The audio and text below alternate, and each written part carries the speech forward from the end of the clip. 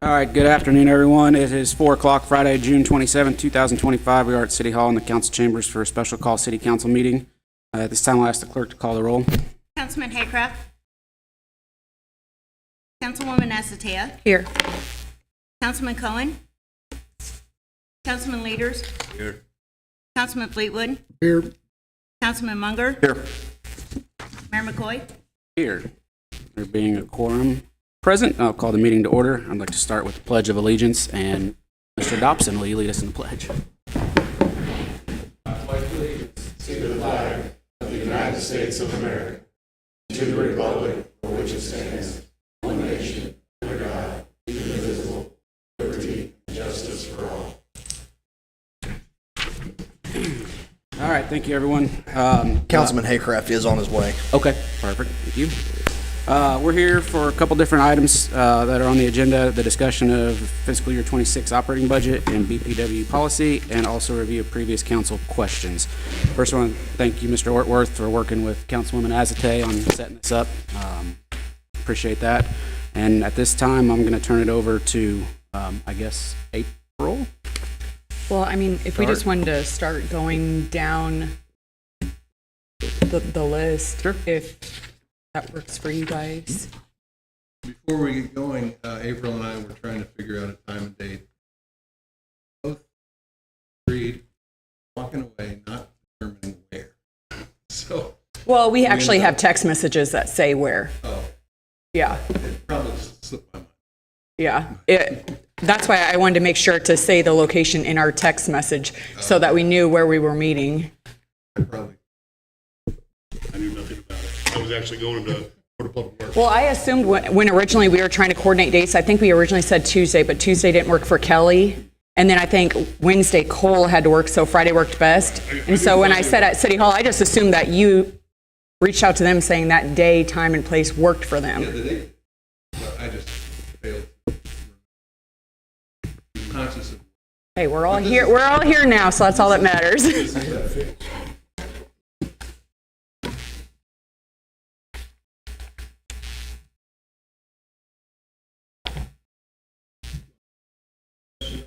Yep.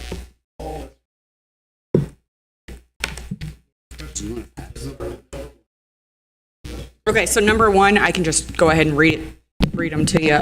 So what cuts or cost-saving measures are in this budget compared to last year's, and where can we see it on the budget, which, since you're here, you don't need to obviously say that, but.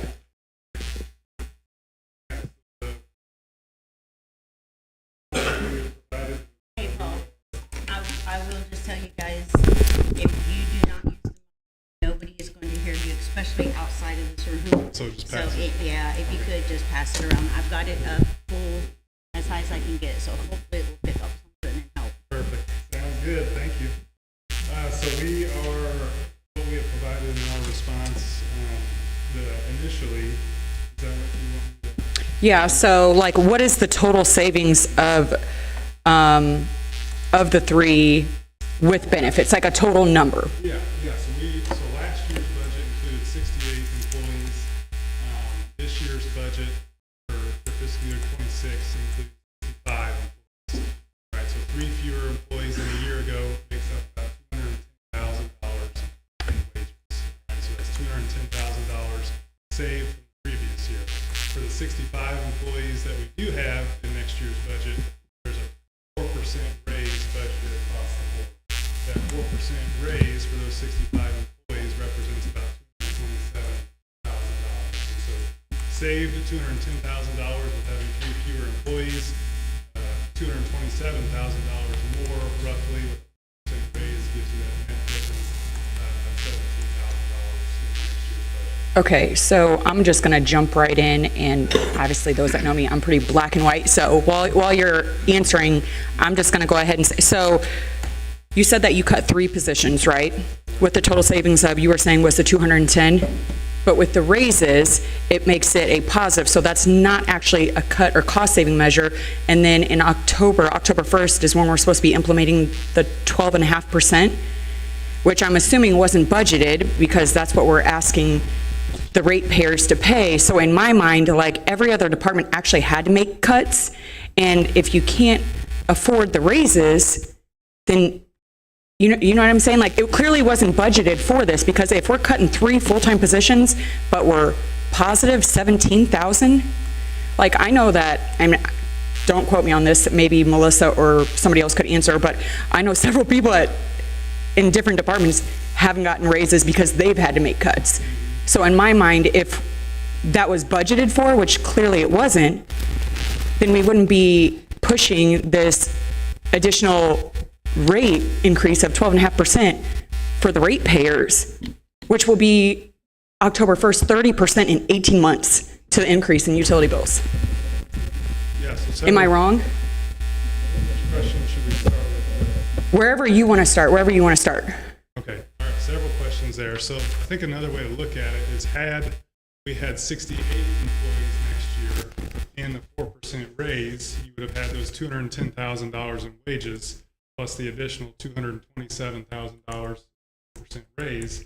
So you're looking at about $437,000 increase in wages. All right, the net difference is positive, yes, but because we cut the 3 employees, it's not near as positive as it would have been had we not cut those. But do you see what I'm saying when I say if the raises were budgeted, there would be an actual savings? So you're saying that you did take cuts and cost-saving measures in regards to like salaries, but you didn't because you're choosing, you don't have to give raises, you're choosing to give raises, which 3 full-time positions on average, or their exact positions, what would that total number have been? In wages, it's about $210,000. So 210 versus 17,000, that's a pretty big gap. So, percent rate, those rates, budget, not same.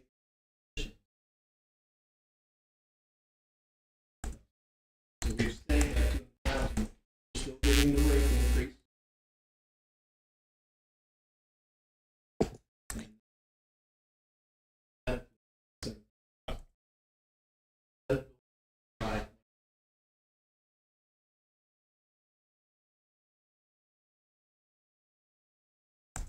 I don't really know how to reword this, but Yeah, I think I see what you're saying. So so the salaries were not, in fact, a cut or cost-saving measure, is what I'm saying, because it's a positive number. a positive, okay, I see. So a positive number from last year's budget, yes. We are saving, we are not spending as much as we would have had we not cut those. If you're just looking at last year's budget, there's way more that goes into that than just purely salaries. Overtime, storm pay, and all of that stuff. We average all of that out next year. So had we had, had we paid a lot less overtime the year before, that number could have been a negative. There's several other factors that go into that. I think the important thing to note is, had we had 68 employees next year plus a 4% raise, our budget for wages would have increased approximately $437,000. So why are we giving raises when it's not even in the budget? Let me finish. So I think if we would have kept the 3 employees. Were you plus talking one to the of- microphone? Sorry, traffic's going by, and I'm kind of having a hard time hearing as it is. Yep. Had we kept those 3 employees and done the 4% raise across the board, our increase in wages would have been the $437,000 approximately. Because we cut 3 employees, because we no longer have those 3 employees working for us, it is now $210,000 less. It's my understanding that those 3 positions have been vacant for more than a year, though.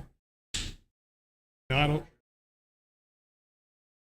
Okay, then No, I've been they were- misinformed there.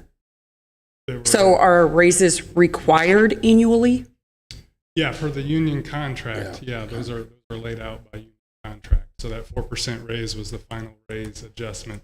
And then I For think the the last meeting, you said new negotiations would be like December, January Yep. with the union? Yep, so the way the union's always done it is they work those those pay adjustments in on January 1st of every year. So the way that we budget for it is that raise for union employees is budgeted for January 1st, and for non-union employees, we budget that raise for July 1st. So let me ask you this, the non-union employees, since that's not a requirement, how many non-union employees are employed with the Board of Public Works? We have about, I don't know for sure the number, but it's around 55 union, and we have 65 no, that's not 29, about 20 non-union, so 35 union. So obviously, I know that you won't have this number today, but could you figure up if they weren't on the same pay scale as union, since that's not required, what that total number would be annually? I'm just curious what that would save your guys' like actually save budget-wise if they weren't brought up to union standards when they're not union, you know what I mean? So don't give the 4% raise essentially to the non-union employees, is that? Just out of curiosity, I'm just curious what that number would be. Yeah. Because you're saying it's required by the union. Right. So, and this goes back to Euland's question. We see significant value in investing in our employees. And so we know there are several data metrics out there. SHRM just released one here recently that it costs significantly more to recruit, hire, and retrain a new employee than it does to retain an existing employee. So we work very hard to make sure that we are investing in our employees, making sure their voices are heard. And we do that through several different ways. Pay is one of them, but also through stay interviews, through annual evaluations, through monthly check-ins. We do exit interviews when they do leave, things of that nature. We like to listen to what the employee is looking for, how they feel valued. And in doing that, one of those metrics is in paying them well. And so when it comes to budgeting our wages and looking at our wages, we look at salary surveys from across not only the nation, but also the region and also locally in Missouri. All right. And so in comparing those salary surveys, we make sure that we are not too far high or too far below on any one of those positions at any time. And so we do that annually. I think we have 7 or 8 different metrics that we look at within those salary surveys.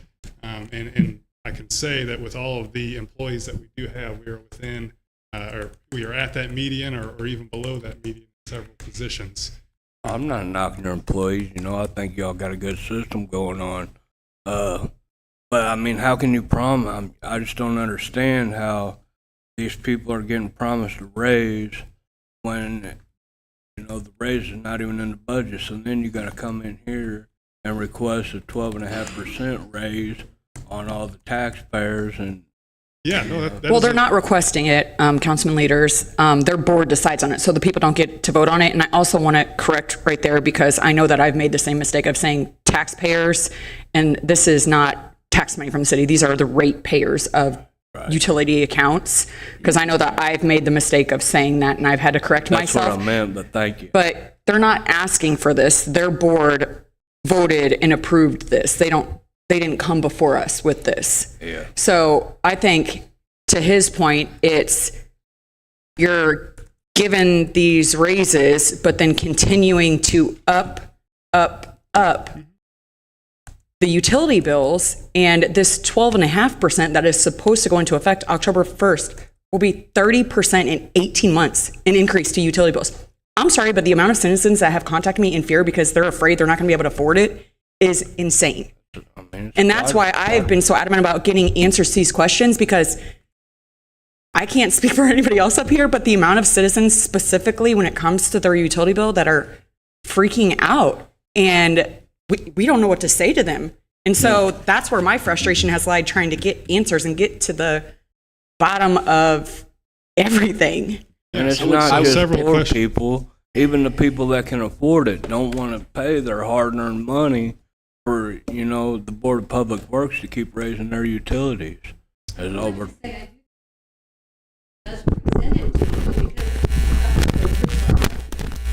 So it's not like we're making the decision and leaving you out of it. Kelly, we don't approve your budget. Yeah, we didn't. This is a receipt that we bring to the charter says we bring it to them. Okay. Well, sorry. I think if I can, real quick, Paul, to your point, I want to echo pretty much everything you said on how the city values their employees as well. The big difference is we don't have the ability to maintain the levels that we probably should because there's only so much revenue coming in. We can't go out and increase the taxes every time we need to give our employees a deserved raise, where you can just increase the rates and pass that on to the ratepayers. And I value all of our employees, including the Board of Public Works employees. There's 65 people that work there, and they are very dedicated and work very hard. There's 17,000 people that have to pay utility bills, or 17,000 people in town, 8,000 meters, I think, homes roughly, that pay utility bills in the city. I mean, there has to be some give and take. And I think the biggest thing out of all these questions and everything that I've heard is people just want to know, what are you doing to reduce costs? And that's, I'm sure we'll get to those questions. People are calling. Board of Public Works trucks, driving out of town, going home. Like, we understand the reason behind that. But is there any way to eliminate a couple of those or to change how you do things a little bit?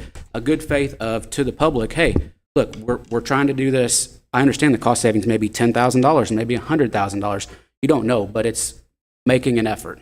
Yes, sir. And Well, and you make deeper cuts if you need to. I know that several departments had to make significant cuts that are, I also want to say, I do not believe that the questions have anything to do with the value or the quality of the people you have. These are just mathematical equations that we're trying to figure out so we can speak to the overall price of the service. well, with a budget, if you can't afford it, you don't do it. Same with people's personal lives, you know?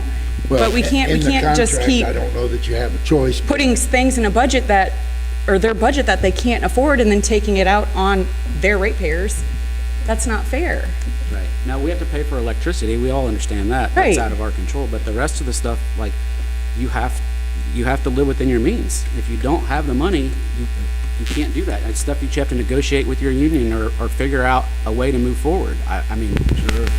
Well, and by no means do I want to like drag out the first question by any means. So after Darren speaks, we can jump down to the next question. So as you're talking about this, we're looking at we talk about the commodity, and I've got some information that I've shared with the council and the board about this last week's purchase of commodity in electricity. I'll also tell you the other thing we're becoming is we're a service organization, which means when the power goes out, we respond and we turn the power back on.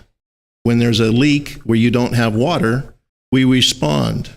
When there's a sewer problem and the toilet doesn't flush, we respond.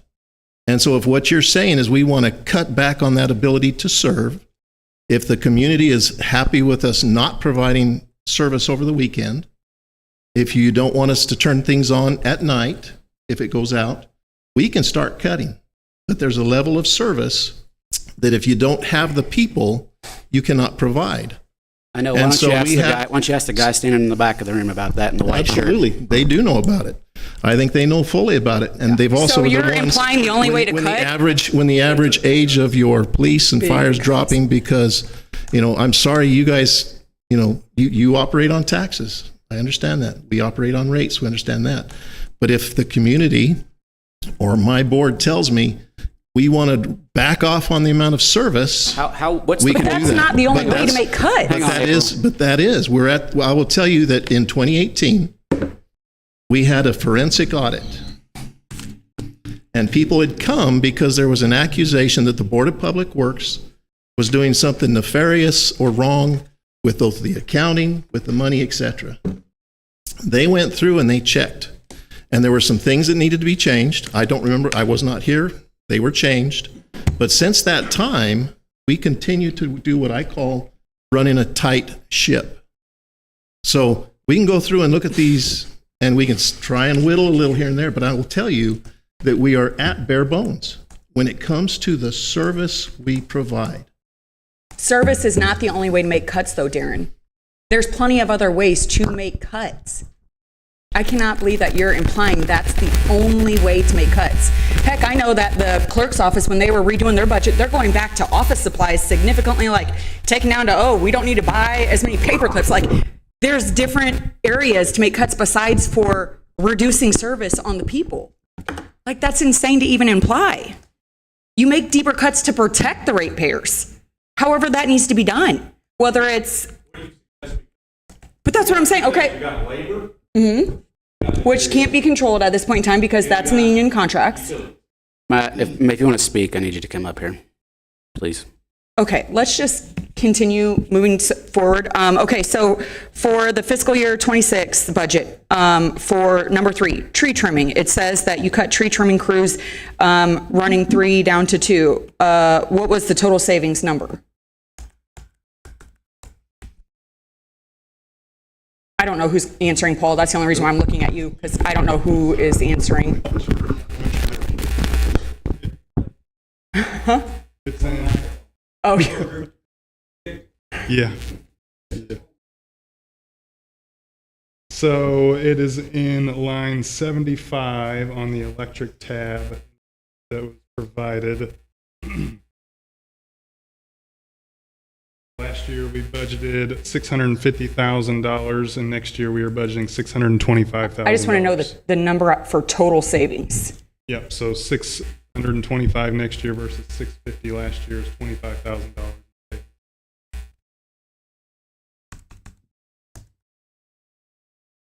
Okay, next number 4, decreased for fiscal year 26 budget. What is the numbered savings for that?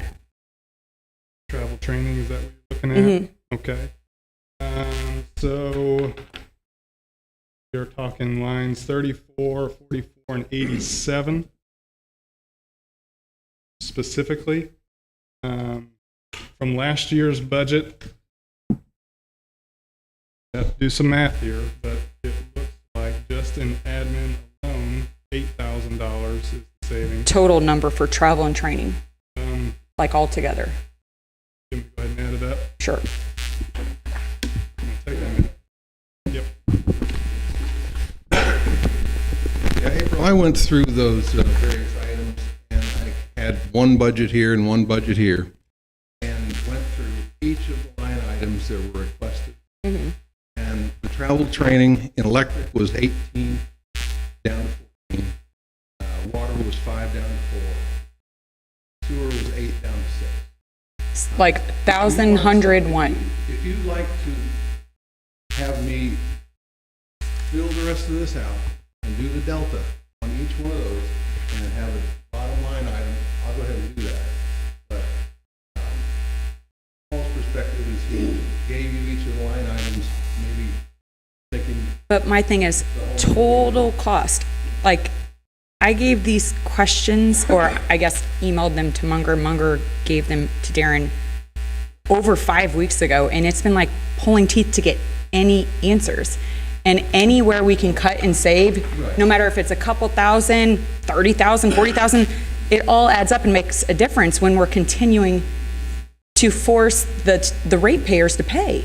The specific answer to your first question is all in my chicken scratch here. And if you want me to, I can put it on a spreadsheet and get it down to the bottom line. But it takes an hour of work to get net of exactly what.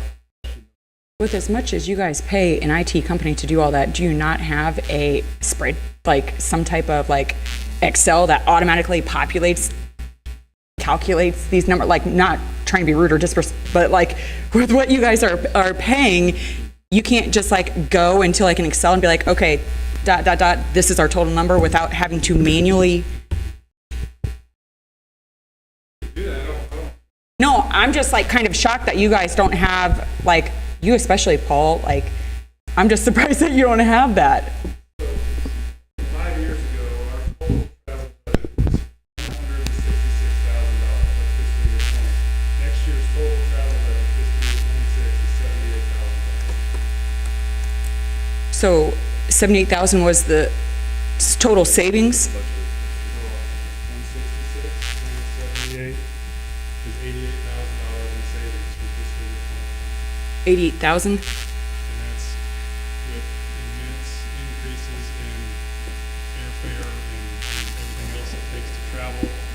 Obviously, a lot of that is due to virtual options, which helps a lot in saving money. We do try to look at those virtual options, but the majority of the training that we do in our budget is required for our water treatment operators, our sewer treatment operators, even our linemen, and having to keep up with those certifications. We have some engineers on staff, we have certain other engineers on staff that are required for that training. And so, yeah, compared to 5 years ago, we've recognized $80,000. Okay, well, in an effort to save time, I will skip over the next two, and I'll go through and add those up myself.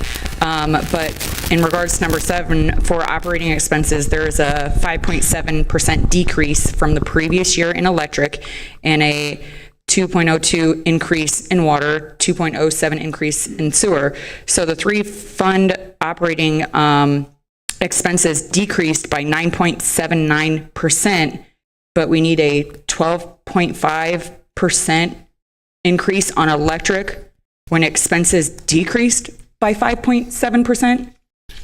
I just need somebody to make that make sense to I will give a me. quick answer on that, because Capacity? almost all of your O&M, which has to do with employees, our assets, et cetera, that entire budget has shrunk by 0.31%. However, the cost of purchased power has gone up significantly, and that is what accounts for that other 12.2% that we need. Now, let me back up one more thing. One of the things that you've said is that we have not been responsive. We had our meeting, Mr. Munger sent us your questions. That was dated the 29th of May. Get it right.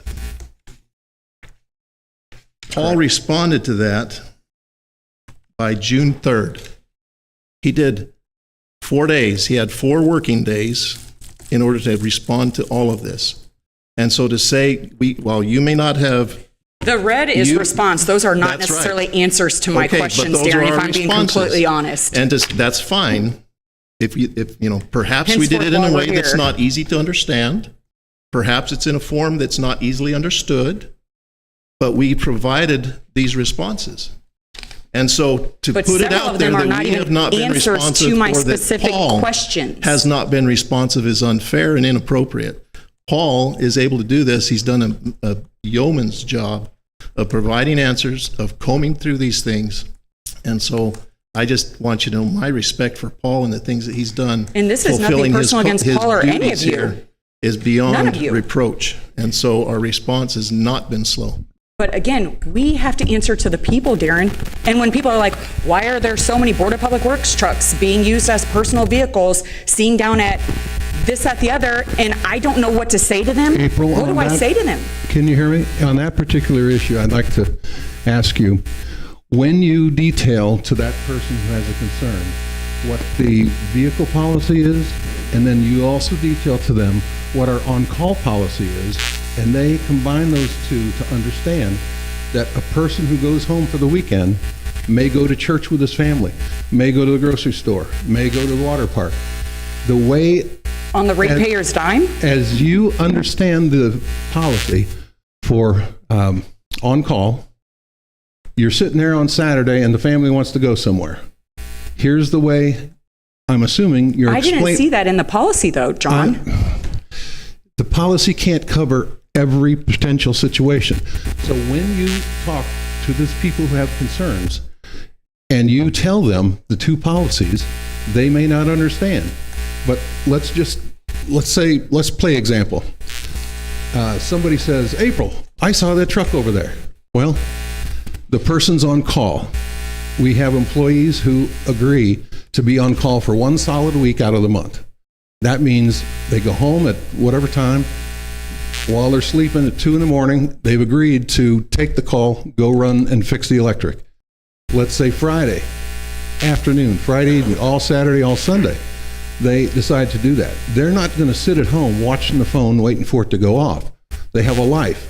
So the 2 policies combined together will tell your person questioning you that, yeah, they went to church. I saw the BPW truck at church. Well, guess what? He, I'm assuming it's a he who does the lineman job, had to drive that truck to church. His family drove their personal car so that he would meet his on-call obligations.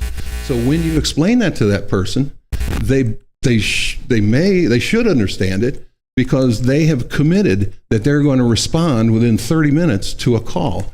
If they're at church, if they're at the movie, if they're at the water park, they still have lives. So specifically in your guys' company vehicle use policy, it specifically says all Hannibal Board of Public Works employees shall show due diligence in regards to minimizing and keeping to a minimal travel to and from job sites specifically. It does not say that that their employee vehicles can be used for personal use. It says it's to and from the job sites. Well, you have to do a little inferring here. When you have somebody who's on call, who thankfully has agreed to take a job where their weekends are not their own and their evenings are not their own, they are not going to be sitting at home staring at the phone. They're going to go somewhere. And now they are hassled a little bit by having to drive separately to some place with their family so that they can comply with their on-call agreement. I mean, I don't know how difficult it is to understand. And they stay within 15 miles, so they're... How many on call every day? Is it three linemen, 2 water and 1 sewer? 7. So I had 6, so I missed 1, right?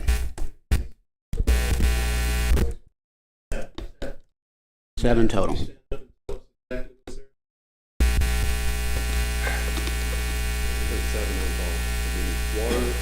Water crew, sewer crew, line crew, wastewater plant, maintenance mechanics, maintenance electricians, One from each department, basically.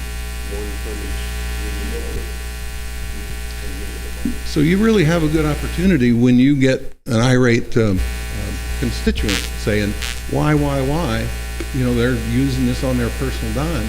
You can celebrate the fact that they've decided to take that weekend out of their life and be ready to go at the drop of a moment's notice. And that, When an that employee also- is at a Cardinals game, is that within the policy? I don't know the situation.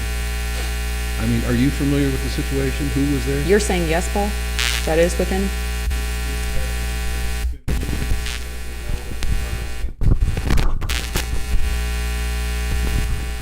There's been meetings held at Cardinals game. Can you? Next era. Annual update. And that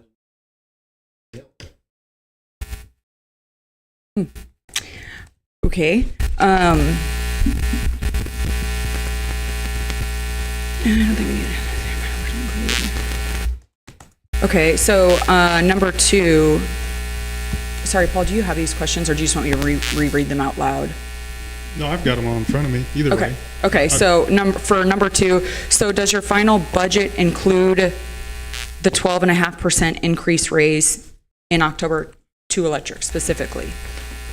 So recall our last board meeting where we adjusted our budget, so we got down to an 11.2% proposed rate adjustment in electric, and then a 3% rate adjustment in water. Both of those will be effective October of 2025. So you had that included in your budget? Yes. Okay. And was that related to the insurance? You were able to reduce that? Yes, primarily, yeah, adjusting our insurance premiums to actual for next year was why we were able to decrease that. I had a quick question, sorry, follow up. The 7 people that you said are on call, is that including supervisors, or is that just the linemen and the? So it's 7 union employees on call from each department, and then Gotcha. 1 supervisor at a time on a rotational basis. So it'd be 8 employees total. So when you talk about coverage, so they do it a week at a time, John alluded to that you're on call. Is that correct? Okay. How does that work? Is that optional, or is that part of the job requirement? It's required, and you're compensated for it? You get extra pay for being on call? Yes. Standby pay. Yeah, that's with any industry, like it's required. Right. That is in lieu of travel time. That was something negotiated in the past. And used to be, get a call, they didn't have a vehicle, they got travel time. So you got an extra hour travel to from, compensate the employee, their personal vehicle. There are times they'll come here, do whatever, be headed home, get home, take your boots off and turn around and come right back. Sure. And so that was a negotiated thing, standby hour, 1 hour a day during the week, and 3 on Saturday, 3 on What's travel time on top of that?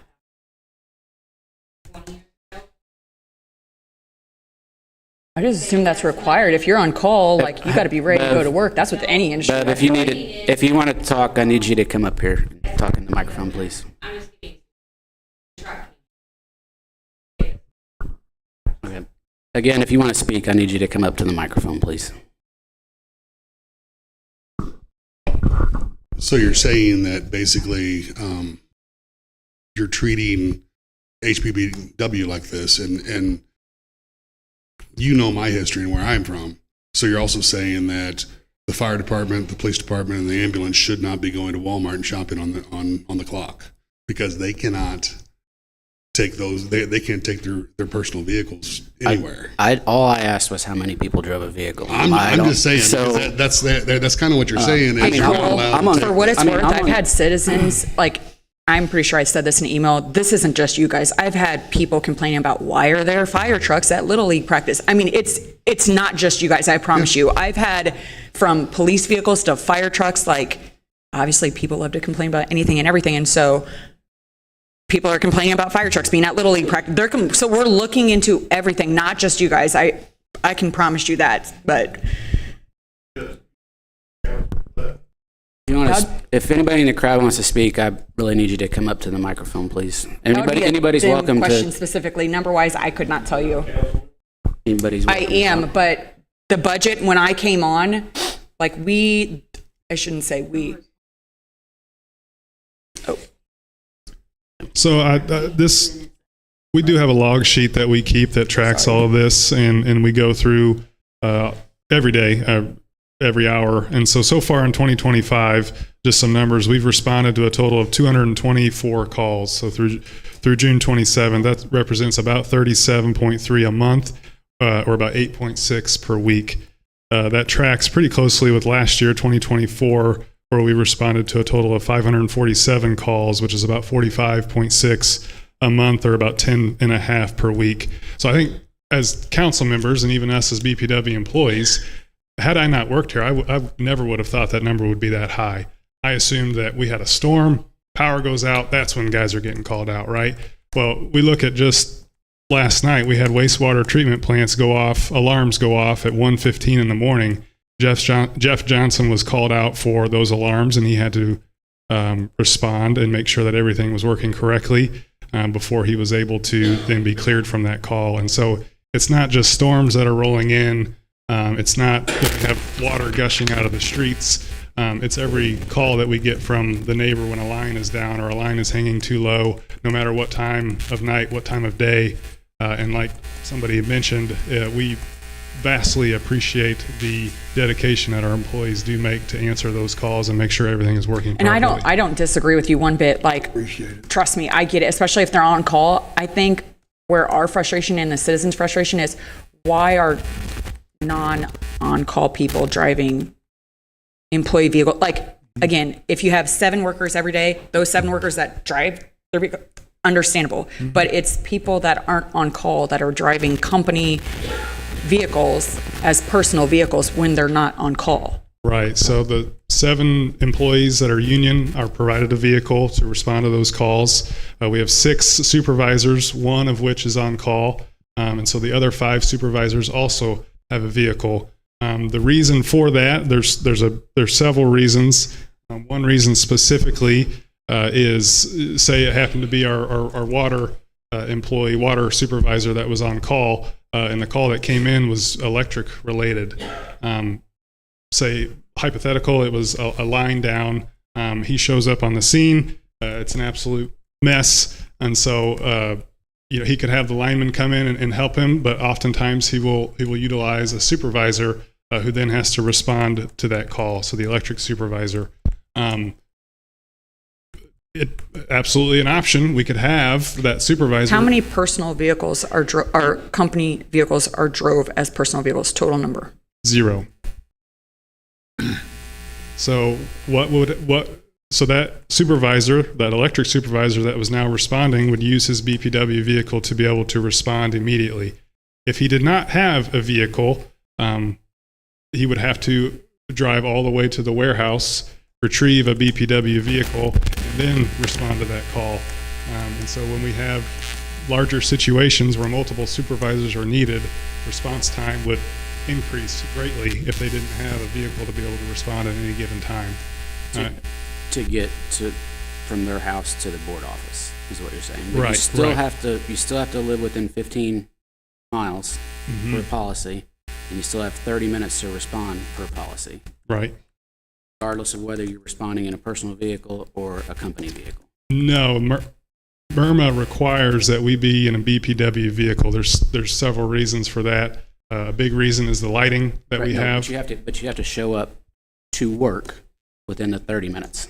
Oh, I see what you're saying. To show up to the warehouse to get a BPW vehicle. Just by policy, you have 30 minutes, right? Right. So we like to keep saying that our service is going to go down and be affected, and we're not going to turn the lights on quick enough, or we're not going to have power restored fast enough if they had to go to the warehouse first. But they're still within the same parameters of whether they have a company vehicle or not. The only difference would be the drive time from the warehouse to the actual job site. They don't have to report to the warehouse first. If they're coming. Right, because that's the policy that you guys have right now. What she's alluding to are ways to be efficient, ways to save cost. If the policy is you don't take a truck home, not every one of them, you see what I'm saying? Does that make sense? That's what you and I kind of talked about. But again, it goes back to that service. If you got water coming in your basement because your service line is ruptured in your house, you want us to respond as quick as possible. Sure. If you have sewer backing up in your Yeah. basement, you have a house fire that the fire department is standing there wanting to fight the fire, Yeah. but they can't because of the electrical lines. Yeah. I mean, I hear you. again, that goes back to the level of I hear service. you. So if anybody in the crowd, I'm not going to say this again, if anybody in the crowd would like to speak, I need them to come up here to the microphone and speak to minimize the disruptions to this meeting. Thank you. Okay, so I guess I didn't ask, Matt, you might as well stand here because you might be able to, okay, so again, I understand on call, but how many Board of Public Works employees that are not on call are driving company vehicles home? 6. The general manager drives one home, 5 other supervisors are the only ones that drive vehicles home. They aren't technically on call for that. We still Okay, respond so to calls. 5 or 6 supervisors, and then your 7 on-call people are the only people that drive company vehicles? 14 vehicles is all that goes home. Okay, So 14. thank you, that's what I need to know. And I have a question. Who monitors that? Yeah. As far as On a regular basis, monitoring all of that kind of stuff? You have a policy in monitor place? mileage, we monitor fuel usage. So you have a process, and when it's not in line with your process, you deal with that personally, and that's done on a regular basis, and that's managed that way, correct? Matt, do your So- on-call- I'm not sure that it's our role to do that job if you have a process and a place. We're just trying to figure out how it affects mathematically. Not your policy, that's your policy. That's from the board. That is monitored by your staff. You have a process, it all goes that way. If there's anomalies, you deal with it, correct? That is correct. Okay. on-call people rotate, I'm assuming? I 100% get where you're coming from. I've been that firefighter waiting on the lineman at 3 o'clock in the morning. The same thing goes for the city. Again, the guy in the white shirt in the back of the room, the firefighter down the street, level of service. I can't send everybody home with a vehicle. The only difference is people are here 24/7. These crews that we have that take vehicles home. Right. No, I get that. I mean, example would be our wastewater plant. When I started here, there were 7 people employed that worked at the wastewater. We We are now down to 3. And as a result, down to for a shift. That requires a person to call now, whereas in the past, it's still a significant savings, even with the call, and that's something that we monitor on an annual basis. Look at, do we need to add another shift back, or do we need to look at adding an additional?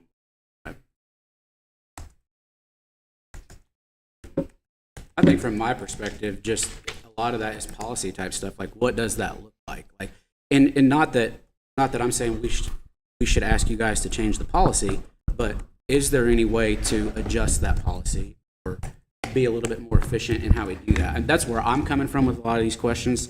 Not, hey, you have to do this or you should do this, but to your point, I think earlier somebody about the irate citizen, you know, like the more information that we can have on the reason that it won't work that way or doesn't work that way, maybe you've tried it. Then when we have those conversations with the citizens, we can say, hey, we already talked about this. Like we've gone over every aspect of their vehicle policy. They've tried it in the past, et cetera, et cetera, et cetera. And that's one thing that, you know, you and I have talked about this in the past. You're going to be faced with a lot of questions you don't have the answer. Right. We welcome those questions anytime. I've actually told people to come out and talk to you guys because I get frustrated. I'm just like, I don't know. Paul would sit down and discuss these budgets with anybody that wanted to come in and talk with. You know, these deals with the Facebook and some of these vehicles. I mean, the one with Jellystone or whatever was 2019, about the same time the policy was written and approved by our board. At that time, the board took and looked at what the other city department's policies were, and I do believe ours was more restrictive at that time. I don't know what policy changes have been made since that time. And I would go back to, again, back in 2018, we were forensically audited. All of these things, was it? 2019. Sorry, one more year. We've gone through those efficiencies. The way we've come to our current usage, vehicle usage, on-call policies, we have whittled and whittled and whittled, and there's reasons for it. Again, we've got MIRMA. We've got people that say, if you take your personal vehicle, you touch this, you are responsible.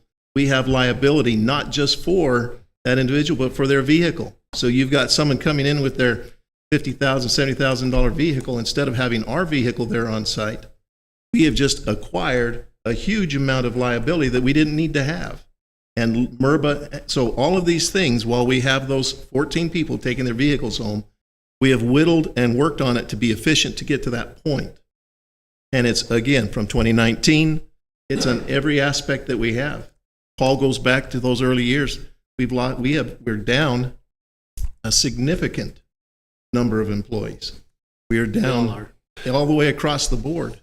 And to, again, this year to come down another 0.31% from our operations and maintenance costs, minus the purchase power, that's, I think, pretty significant. And I applaud my staff and Paul and everybody that's helped make that happen. I also think it's impossible to predict how much money we are saving the customer and the city by having people respond quicker. The amount of money that we're not spending because people are there to deal with it is not measurable. You're just predicting what that would do for the community, and you can't put a price to that, or you can't put any numbers on it, but it has to be figured out in the equation of whether it's a good, strong policy or not.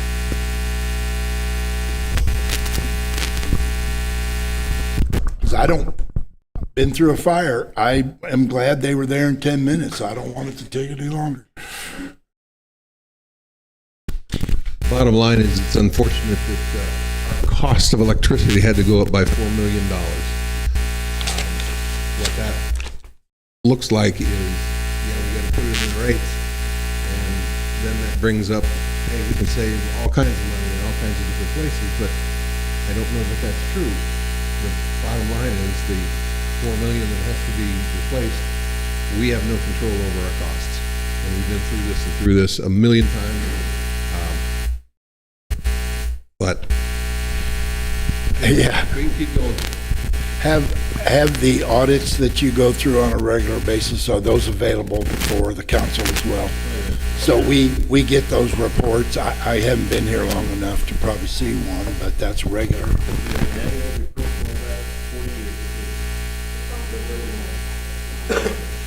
Yeah, and there's a separate DPW audit and then a separate city council audit.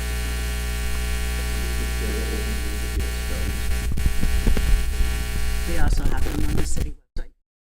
We do.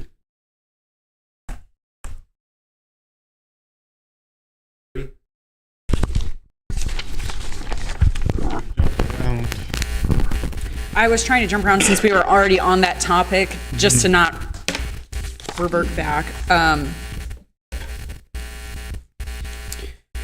right. Yeah, so we are on number 3. I just want to confirm that you do have capital improvement projects in all 3 funds, and they will be paid for out of on-hand reserves? Correct. Okay. Yes. 4, we've already addressed at the last council meeting, so I don't think there's any need to.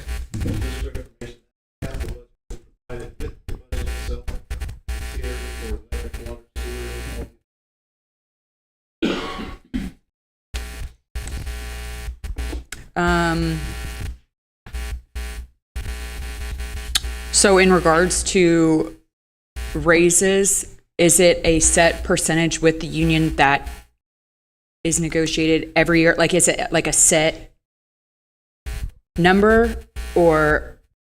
Yes, a set percentage is how that has historically played out. So the union contract typically is negotiated for 3 years at a time. And typically they have negotiated a set percentage each year on January 1st. So every year that everybody is for sure getting a raise, is how it's been negotiated in the past? Correct. Okay. So how much additional revenue is needed in the budget for the increases in this budget for like the raises per what's already been negotiated? So, yeah, and I think I reread your question, and really the primary reason for the rate increase this coming October isn't for next year's budget. It's primarily for replenishment of what's been lost from prior years' budgets, or prior years' fiscal years. Again, I know we've harped on this several times, but we have now, at the end of next fiscal year, we will have paid $11.6 million in capacity in our purchase power, which is something that we paid $45,000 in an entire year back in fiscal year 21. And so our cash reserves at one point were up around $18 million, and today they're closer to $7.5 million. And so to abide by our cash reserve policy, our target next year for replenishment of those cash reserves is 5% of last year's gross revenue. So in order to achieve that 5% funding level, we need about $3 million of new revenue in next year's budget. That's the primary reason for the rate increase in October. A second reason is the rate covenant that we are forced to abide by, that we have failed now 2 years in a row in the electric fund. What that has done, failing that rate covenant, has led to a downgrade in the rating on that debt in our electric fund. So I just want to make sure that I understand you correctly. I actually want to ask something before we get on to something else. Okay, so Paul, I just want to make sure that I understood you correctly. So we are doing the 12.5% increase, not because we need it, but to recoup from what was lost from the reserve for the amount that you guys set the rate to. So you guys could choose to drop that number for the reserve. So you're not having to meet such a high standard, or no? I just want to make sure that I understand that correctly is all. Right. No, good question. I think, so first off, it's now 11.2% rate adjustment that we're looking at. And the primary reason, again, is to abide by the board-approved cash reserve policy. Specifically in the downgrade of the debt in our electric fund, it was specifically called out that we had not abided by that policy and kept a minimum reserve funding level. And But the so board decides that? the board approved the policy. The policy was recommended by an entity called Utility Financial Solutions, probably the most well-known rating consultant entity in the United States. They recommended that cash reserve policy based on industry norms, industry standards. It was adopted by the board in 2019. And so the board adopted that policy, and so that is why we are abiding by meeting that target. But again, can that be adjusted or no? I'm asking because I honestly don't know. I'm just trying to understand. So can that number be lowered or adjusted? And with that question, is there financial penalties for not doing that? So are there financial penalties for the not having the cash Well, but it would be their own choice in what they set this amount, to my understanding. I just, again, want to make sure I'm understanding this correctly. There's a concept that when we needed to increase the rates to accommodate for the higher cost of electricity, we did not increase them to match the cost. We decided to increase them a lower amount.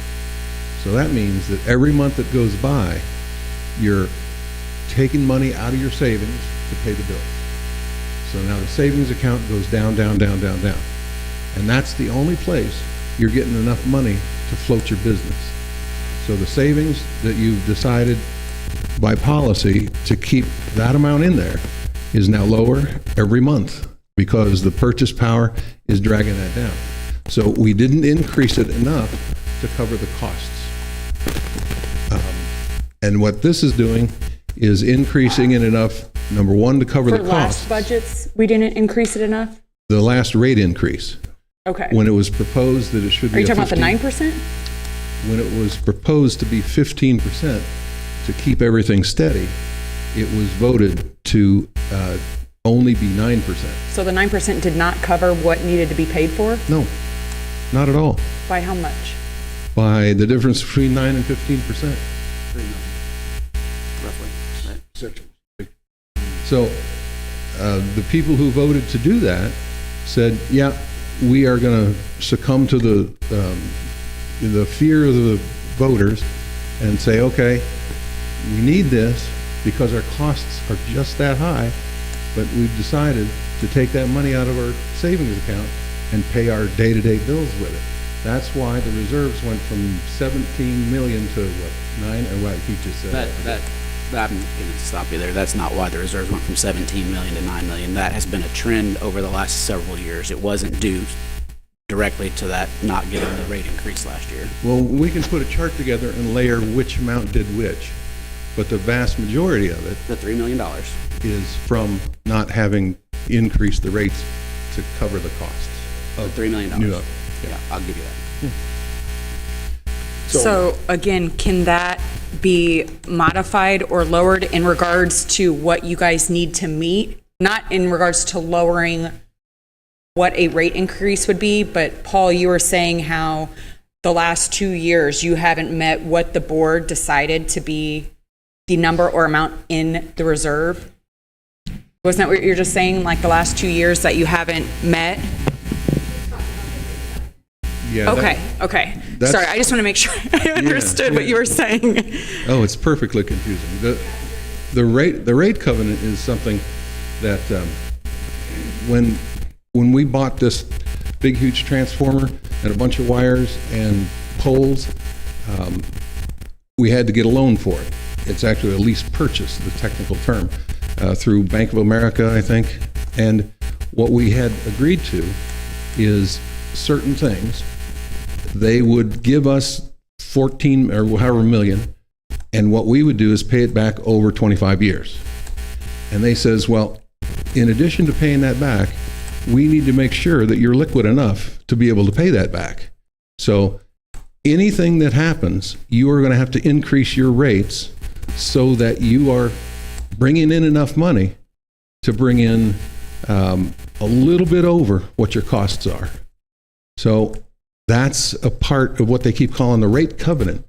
So when it says, if you don't adjust your rates, to bring in enough money to cover your costs plus a small smidge more, then we have the right to foreclose on all the stuff we gave you the loan for, including the land underneath it. So I don't remember. It's been a while since I read that covenant when I was on the board. I don't know that that's completely accurate, where it says specifically that you have to raise the rates to meet that requirement. You just have to meet a financial percentage and follow your policy and stuff like that. That could very well mean raising the rates. It could also mean cutting costs. when it was an issue, I read it 6-7 times, and it not only said you will raise the rates to keep that there, you will raise it without regard to anything at all. Anything. Doesn't care. And there's 5 or 6 anythings that it talks about, and I've got a copy. I'm not going to bring it out. But that's why I was kind of scared to my bones when that increase exposed us to that liability. But as far as the 11 point something, almost 12% increase in October, that is going to start filling back the savings account, and it'll also get us up to the net revenue that we need to cover costs. So again, it's not because we necessarily need it right now, it's more so to recoup what was essentially lost. For both. So Okay. my Because- question, you said our rating for our servicing our debt would go down. Is there financial implications to that rating going down? Do we pay a higher interest for our loans? Is it higher for us to acquire money? Does it have a financial impact when that rating drops? Similar to a home mortgage. The lender that lent us that $11 million set a rating on that debt, right? And they said you're not super risky. And then whenever they downgrade that rating, they're now assuming more risk. Okay, and so the longer you're downgrading, the more risk that lender is taking in giving you money. So the interest rate, their return on that investment is going to be higher. So it's real simple to taking out a mortgage and thinking about your credit score. The higher your credit score when you take out a mortgage, the better interest rate that you're going to get. And again, the longer that you go on and not meeting covenants that were established when you took out that mortgage, the more that you're playing with fire and risking in your home being foreclosed upon. So if I was doing the math, I would look at what the dropped rating would affect money-wise and how that compares to what I stuck in reserve. If I'm paying interest, that money is not mine. I'm paying the bank a higher interest. If I take money and put it in reserve, that's still my money. So I'd want to know which one of those is the most advantageous financially for the organization. And so you're saying it has an impact. I want to know what would be that impact, because for me, if I can stick money in my own account and save me paying interest, I'd rather keep my money and pay less interest than to let it drop and get charged a higher interest. But I don't know what that number is. I think I definitely see what you're saying. That's a Zero. excellent Zero point. is the But number, Councilman. I don't know. Zero is the number. So it doesn't affect us. Those bonds and things are already, they're set in stone. What it affects is our future ability to borrow money. Gotcha. Both as the board and the city. Now, the problem with that is, yes, that does negatively impact our ability to do that, but we're broke. We can't pay money back anyway. So right now, we're not looking to bond anything. I mean, Paul's right on your mortgage. You know, that's a good analogy and a good example, but does that make sense? Yes. But that's why I was asking We're not Mayor issuing about if that bonds, so it number doesn't or amount could be we lower. are though. to help. Not the BPW, but our name will very much be included when it comes to looking for any type of debt on this Northeast Generation project. And so we don't want to get to the point where we're running a business where it's okay that we're just seeing a downgrade in our debt. We do not want to get to that point. I will advocate against that every day of the week. That's not the way we want to run our business. We have Prairie State that we refinanced just this last year. I don't remember the millions of dollars that we're going to save in total interest. Our credit rating went into that refinancing. So there are other utilities in the state of Missouri that are relying on us. There are other opportunities that will present themselves. It might not be the city of Hannibal that's actually taking out that debt, but it's very much that rating that is going into the ability to get a lower interest rate on that debt. And what did that do to our rating, Mayor? It downgraded it. Plummeted. I don't remember. The same notch, yeah. We have had multiple discussions with bond counsel on this matter, and that's the kind of the analogy that he's used, that the longer that you play with fire, the more likely you are to be burned. The most likely scenario in his head is what they would do is they would hire an outside consultant, such as a UFS, similar type organization, to come in, to review your financials, to lay out a mandatory rate track, which would include mandatory rate adjustments, and you'd have to follow those. There would be no question about it. That's the most likely scenario that he has seen in his world. Is that legal? So Right. I understand. Is that legal? Yeah. Yeah, if you don't abide by the covenant, they have the ability to require you to abide by the covenant. And I understand what you're saying, Mayor. We're not in a position to issue bonds, so our rating wouldn't matter. How long is that stay in play, though? Yeah, we don't want to leave it that way. This is But how long does that stay in play, that rating? Is it done on a yearly basis? No, it's annual. Yeah, they'll look at it again every year. We do an annual disclosure too, which basically informs all of those that have purchased our debt, because that's what's happening here with the lease purchase. People are purchasing that, they're using it as an investment. We do an annual disclosure that gives them our audit and gives them our financial situation. That would be the most likely scenario is someone that has invested in that debt, seeing that, and then hiring this outside consultant to force you to maintain and abide by that covenant. How much is left on that? You know? We took that out in 2022, so yeah, 22 years. Money-wise. It was $11 million, so it is about 9. I think it just went down to 8.9. Is what's left on it. It's either that or 9.6, 9.5, between 8. Has the board given any consideration to trying to pay that down early? Then you would be released from those bond covenants. Right. So we can't pay it. We can't start paying it down early until I can't remember what it's called, but there's a prepayment obligation that you can do that, and I think it kicks in at year 10. If it's not year 10, it's year 15, to where you can start paying that early. And so you guys signed that where you couldn't pay it off early, and that they could basically dictate your rate increases. Somebody probably didn't make a very good decision on that bond. That's my opinion. Well, I didn't hear the first part you said. I said, so you guys signed a bond, borrowed the money where you can't pay it back early without a significant penalty, and that they basically get to dictate the ratepayers' rates? Huh? I understand it's not uncommon, but they're not dictating the ratepayers. I mean, well, John just said the covenant. John just said the covenant. Is that true then? What he just said? I'm so confused. What? I mean, I'm not sure. All I said was that you guys probably made it, not necessarily you guys, but probably not the greatest decision. In my opinion, you borrowed the money and you can't pay it back early. Is there a penalty if you pay it back early, is what he's saying? There are avenues to do so. I mean, we would explore that. There's no... Well, you just said that you couldn't until year 10 or whatever. Right, yeah, that's my understanding. I don't know if there is additional avenues. So I was just making a comment that, in my opinion, whoever looked at that option, that probably wasn't the best option. That's all. Paul, will you look into that and see if there's any type of penalty for paying it back early? You're saying that you have to look into that? Because I think everybody's confused at this point in time. I guess, what are you suggesting?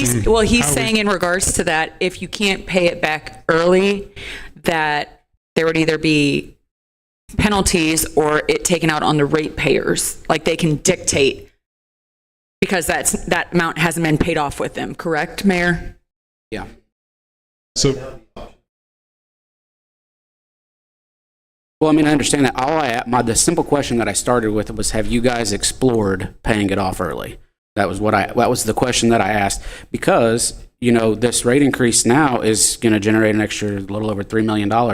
If you only owe 8 something, let's call it 9, if you took those $3 million the next 3 fiscal years, then you would be relieved of your bond covenants. It would be paid off, and then you could use that money for something else, So, and take not to repay your debt. take the reserve down to 0, is that what No, you're- not at all. That additional revenue to pay that. Using some From of that the additional revenue. 12.5% increase, what it's going to generate. So pay it off, not necessarily pay it off, but pay more to it. Again, Yeah, I can't speak for them. To We're pay just down. We're just up here asking you what options there are. Okay, If yeah, it's we been can explore explored, if if there it's are. feasibly possible, that's all. Okay.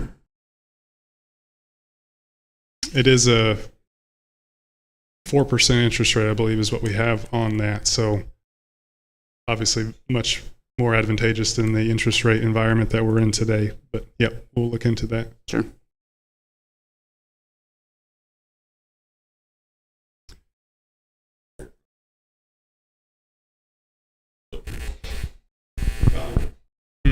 Not necessarily they'll take the whole 3 million. That's why I would just use that as a very high level example. But you put $1 million in reserve, you put 2 towards paying it off this year, 2 next year. So that way you're not 25 years into this thing where you're restricted by those bond covenants.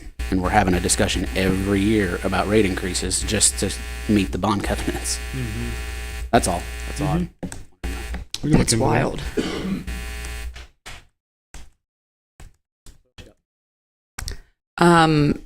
If I'm being completely honest, since I'm going to go back and recalculate those and kind of regroup. Listen, it's Friday, and I'm sure a lot of people have had a long week. I don't want to keep anybody here while I have numbers to figure out, or if anybody else has any questions. I don't want to hold up the meeting any longer than it has been held up. So I personally do not have any more questions. I do want to point one thing out for everybody watching and everybody that's here today, and I do thank everybody that has come. But as of today, June 27th, going into the hottest part of the year when bills typically start to get high, we do have the lowest rates compared to all of our neighbors when you look at the average residential user. So for a residential user that uses 1,200 kilowatt hours, that would come out to a bill of about $165.43. We compared that to all of our neighbors, the co-ops, the IOUs, 2 other municipal power, and the next closest to us is Missouri Rural. They're about 1.8% higher, $168.38. So it's important to note that, because with the rate increase that we have proposed October 1st, which is still 3 months out, we would have 2 of those same 7 entities that we looked at that would be lower than us at that point. And those would be Missouri Rural, about 8.7% lower, and then Macon Municipal Utilities at about 2.3% lower. And so it's important to keep in mind that when doesn't mean that the rate increase doesn't hurt any more than it already does. I know that nobody ever wants to talk about rate increases, but I would also encourage the council to explore what other utilities in our region and in our area are doing to combat these high increases that we're seeing in our purchase power. I know Missouri Rural did a rate increase April 1st. Rawls County Electric did one May 1st, and Ameren, Missouri did one June 1st. All of those were done leading up to the summer season. We chose to forego doing a rate increase ahead of that summer season to protect our customers, and instead did it on October 1st when those bills would come down a little bit and be a little bit easier to swallow. Doesn't make it any better. I realize that, understand that what we're looking for is cutting costs the best we can, but it is important to compare ourselves to our neighbors and look at ways that they're fighting the same battle that we are. And Paul, I was confused. What is the actual rate increase? So in electric, it'd be 11.2%, which what that means is taking last year's revenue and adding 11.2% in new revenue to it. So commonly, we're saying 12. Well, 12.5% because some are going to other, like water, sewer, and electric, right? No, water. But here's my point. there's a lot of people talking 12. I know that 12 to 11 isn't that much difference, but let's tell the truth. It's 11.2, right? Electric. Right. That's what we need to start saying instead of 12%, because they hear 12.5%. That's what's in their mind. It's 11.2. So if I go back to my constituents and say it's expect 11.2, that's an accurate. Specifically for electric. For electric, yes. Correct, yes. I haven't heard much about water or sewer myself. It's Hey, always Paul, been- for everybody watching, will you also just address what specifically the customer charge and transfer fee goes to for people watching? I'll do that because I'm not as close to the situation as you are. The big gray boxes that have the wires going to them, the transformers, the wires that go to them, the poles that carry the wires, the transformer on top of your pole at your house, that's all the infrastructure that's been purchased and maintained. So the $25 customer charge for electric accounts for the payment of and maintenance of all the wires, all the transformers, all the poles, to get the power to your house. And over the years, we've decided that the only real fair way to have people charged is you pay so much to have it right there at your house, and then you pay for how much you use on top of that. So the customer charge in electric is for transformers, poles, and wires, and the maintenance of those. For sewer, it's similar, but it's, the pipes that take everything from your house all the way back to the processing. And the other one for water takes care of the infrastructure, the pumps, the pipes that come to your house that hook you up for water. For mainly maintenance or the actual purchase of the material? Because if it was for the actual purchase of the material and like say you had a loan or whatever and that's what we were, after that is essentially paid off, will that customer charge go down or will it stay the same to go to potential inflation with maintenance? Sorry. I get asked this question all the time and I'm like, It might got hotter. So you're asking if what that customer charge is trying to recover is previous asset. So what we're charging per account, that $25 for each department, is that to cover the expense of what it costs to purchase transformers, lines, whatever? Or was that already paid for and this specifically is mainly for maintenance of the already purchased material? Yeah, right. So it's definitely both. Yes. What's been purchased eventually will have to be replaced. So essentially there has to be. So the extra money is just getting put back for when it does need to be replaced? Right. Okay. Well, I just want to make sure I understand. Yep. And that's where our 5-year capital plan comes into play. But then, yes, there's costs needed to maintain those assets. I think the best way to look at the customer charge is if you didn't use a single kilowatt hour of electricity, there are still all of those costs that are needed to run the utility, right? And so all of the overhead, all of the maintenance that goes into it, all of that infrastructure that is already in place to provide that service is needed before any kilowatt hours of electricity are used. Are salaries and benefits covered out of that customer charge as well? Yes. Yeah, that would be our overhead, right? And then So then what we're charging per like kilowatt or whatever, that revenue generated, what does that specifically pay for or cover? By far the largest item would be purchase power. Is what's recovered by the usage charges for residential customers and then also the demand charges for industrial customers. Several utilities have a mechanism called a purchase cost adjustment, to where based on what we as the utility would pay for purchase power, whatever we pay is then adjusted in the rates monthly to the customer, and so it's basically even that way. The cost of kilowatts is adjusted in the ratepayers' bills? Yes, and Okay. we don't have this mechanism. Our charter does not allow it, but I'm saying that several utilities do have a mechanism that allows them to adjust the rate based on their cost, and they would do that in the usage charge through a purchase cost adjustment. What would that look like if you implemented that? Can you speak in the microphone, Mayor? I can't hear What you. would that look like if you implemented that? I understand it would be a charter change, but would that be beneficial or no? I'd say it'd be scary some days. When you just look at this previous week where you paid $38.54 one day and you jumped all the way to $130. Thank you. That's a perfect segue. I have been where that PCA is, and what happens is you do a 12-month rolling average. And so what it does is it flattens out all those peaks and the valleys, and so you slowly are chasing that with a small adjustment each month on your utility bill. Most people that I've been involved with like it because you don't see those jumps. But let's show you, this is what I've shared with both the board and the council.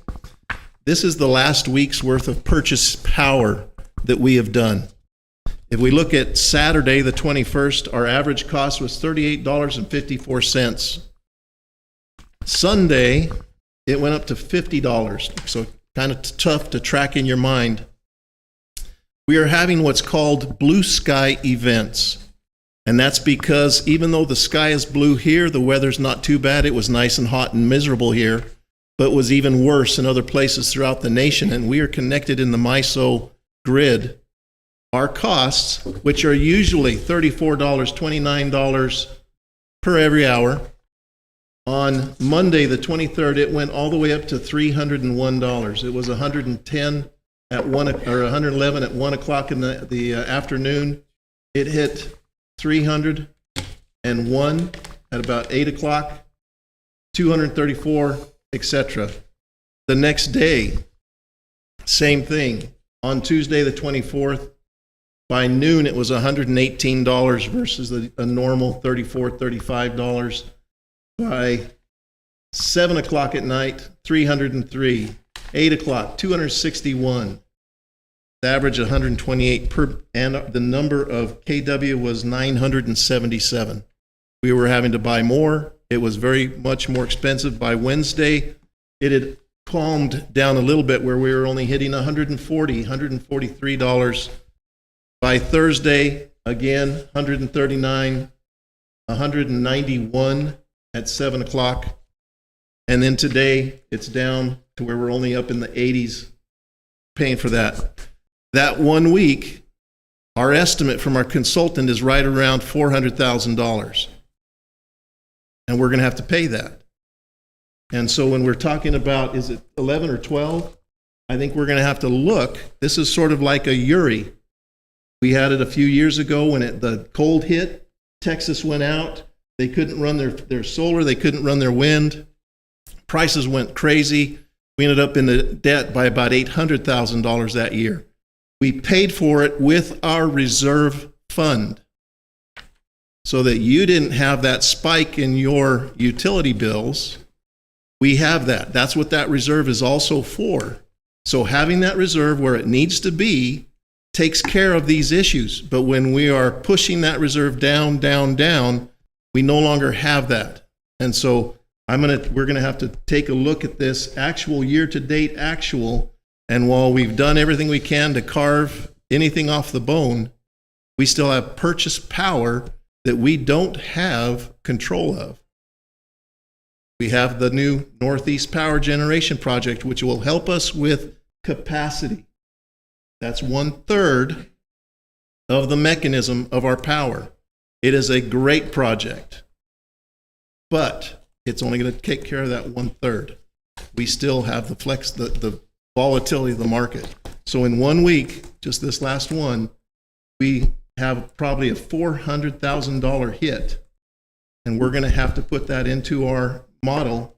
And so while you're wanting us to be able to say today that's going to be X, I cannot honestly, carefully tell you that, because we still have to make those percentages.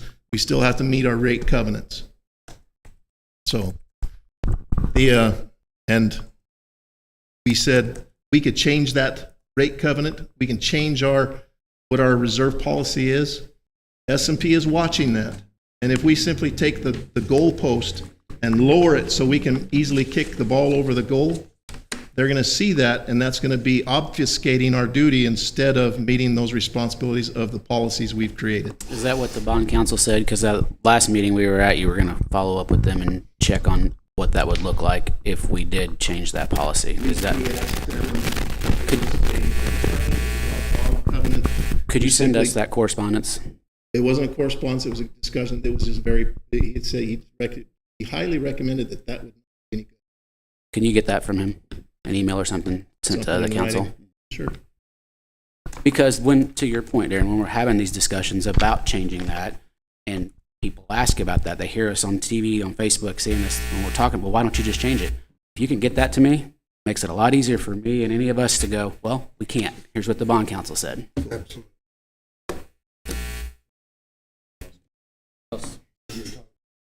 Listen, I already spoke my piece. It's Friday. Everybody's ready to go.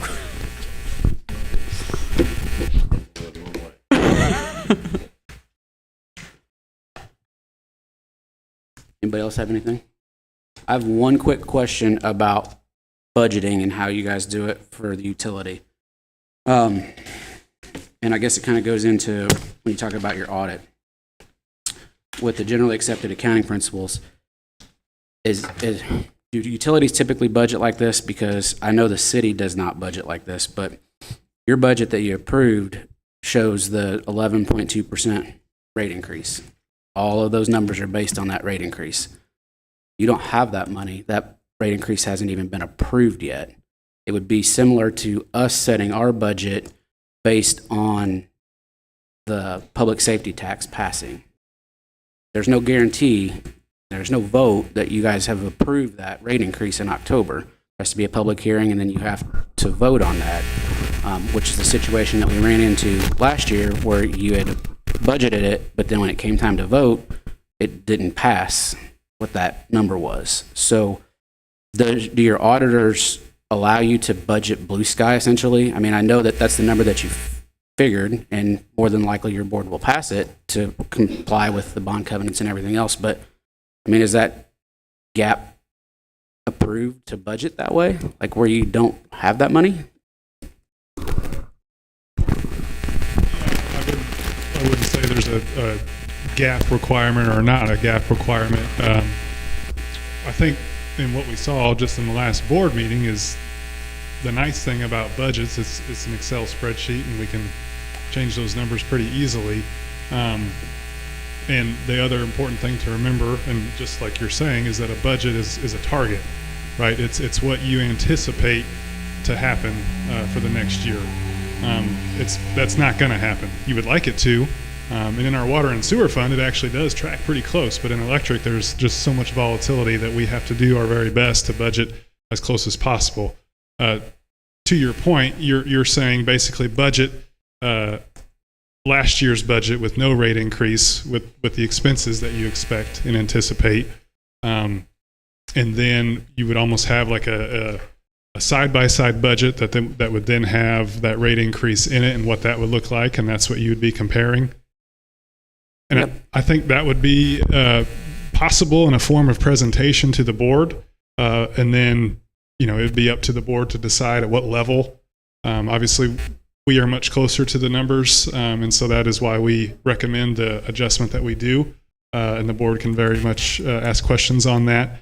But I think where we stand today, and I don't think it has anything to do with a gap perspective, but where we stand today is that the board has approved that budget that includes that rate increase in it. Now, where it's important to hold us to that is when we do our budget to actuals monthly, right? And so if we're looking at budget to actuals next year, next fiscal year, which is starting here on July 1st, and we're way, we're having revenues come in way higher than anticipated. It's just super hot, whatever it might be.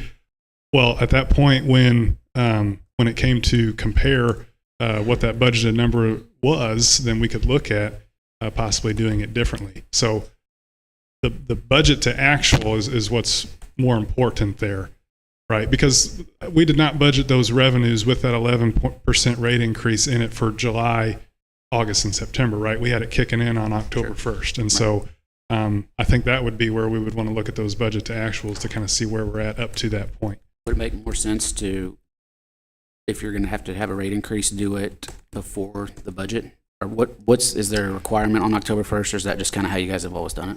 No, we actually, yeah, October 1st of 23 was when we started doing that. And then we did another one October 1st, 24.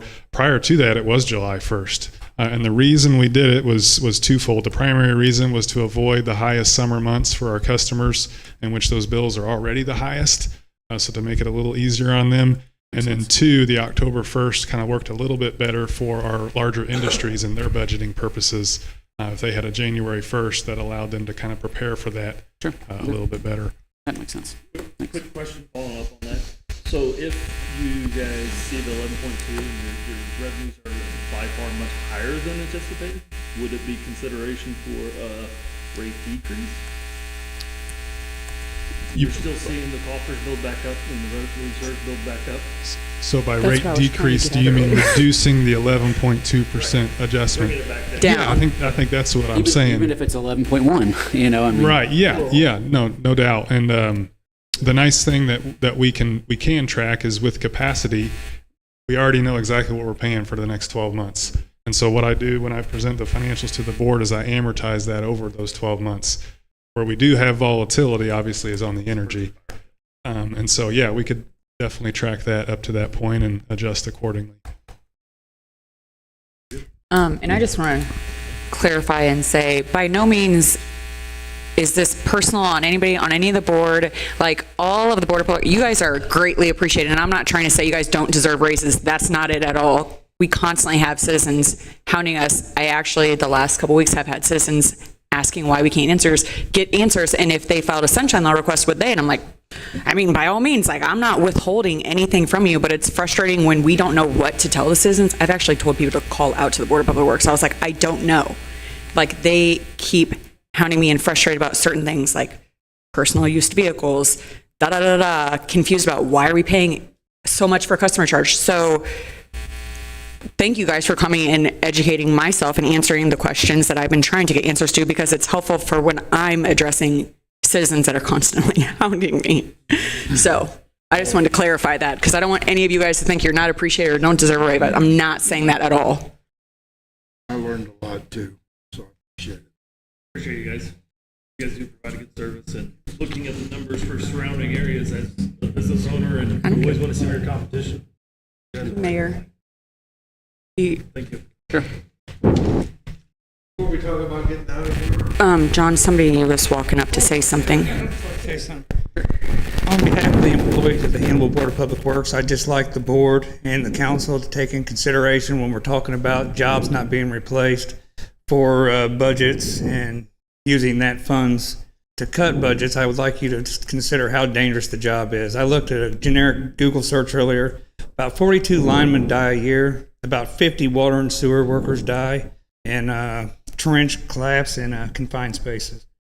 Every time we don't replace a job, we're asking the employee to pick up the burden of the employee that's gone, and it makes the job more dangerous. But I'd rather keep those employees on and not give raises than if it's a matter of your guys' safety. Yep, and I agree with that, and I'm glad you feel that way. And I've also worked with these guys through the worst of storms that Hannibal's had. I've been in the utility here for about 15 years now.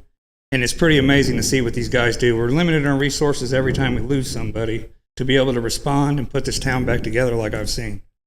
And that's just a statement I'd like to make. Just take that into consideration, please.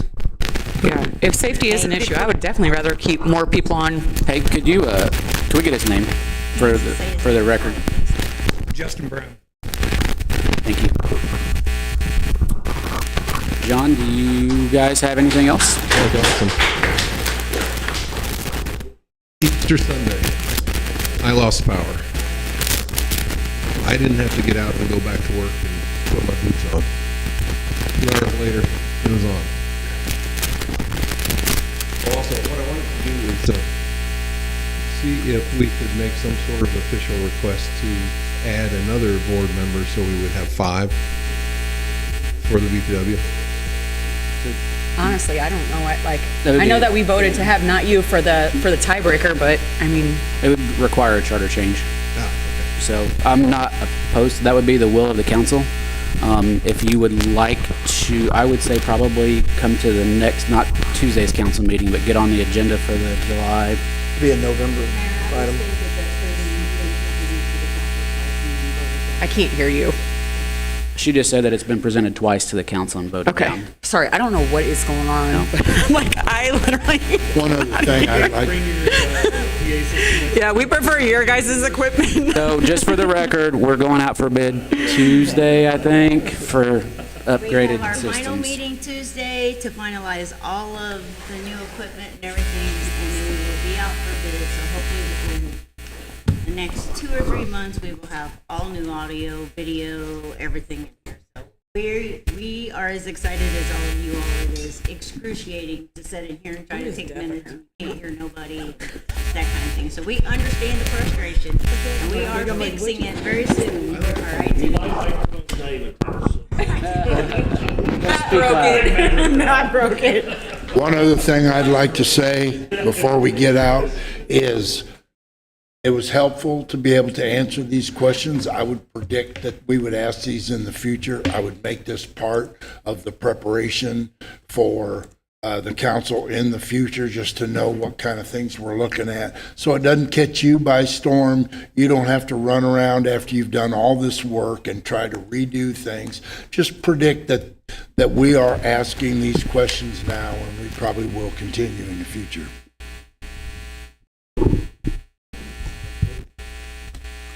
Aaron, you have anything else? Paul, you good? Council, anybody else have anything? All right, well, thank you all for coming. I can go first, or you can. I'll entertain a motion to adjourn. Make a motion to adjourn. A motion and a second. All those in favor say aye. Aye. Opposed? Meeting is adjourned. Thank you.